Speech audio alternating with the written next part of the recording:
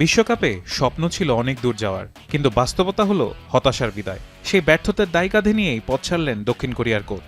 আর শুধু কোচের বিদায়ে থেমে থাকেনি ঘটনা, পুরো ব্যর্থতার কারণ খুঁজে বের করার নির্দেশ দিয়েছে দেশটির প্রেসিডেন্ট। রোববার মেক্সিকোর গুয়াদালাহারায় দলের অনুশীলন ক্যাম্পে সংবাদ সম্মেলন করে পদত্যাগের ঘোষণা দেন হং মিংবো। আগের দিন অন্যান্য গ্রুপের ফল নিশ্চিত হওয়ার পর স্পষ্ট হয়ে যায় সেরা ৮ তৃতীয় স্থানের দলের একটি হিসেবেও শেষ ৩২-এ জায়গা হচ্ছে না দক্ষিণ কোরিয়ার। ২০২৪ সালে জুলাইয়ে ক্লিন্সম্যানের উত্তরসূরি হিসেবে দায়িত্ব নেন হং। তার অধীনেই টানা ১১ বারের মতো বিশ্বকাপে জায়গা নিশ্চিত করে দক্ষিণ Korea. Son Heung Min, Lee Kang In ও কিম মিন জয়ের মতো তারকাদের নিয়ে এবার নকআউটে ওঠার প্রত্যাশাও ছিল অনেক।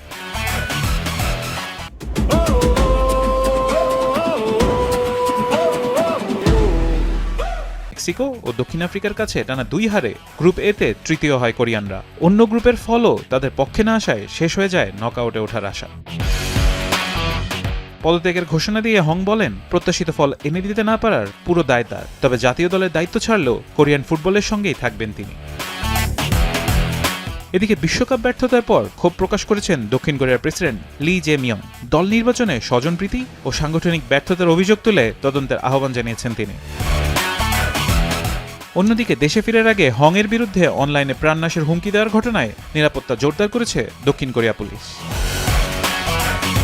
ফারহান ইহসান, এখন।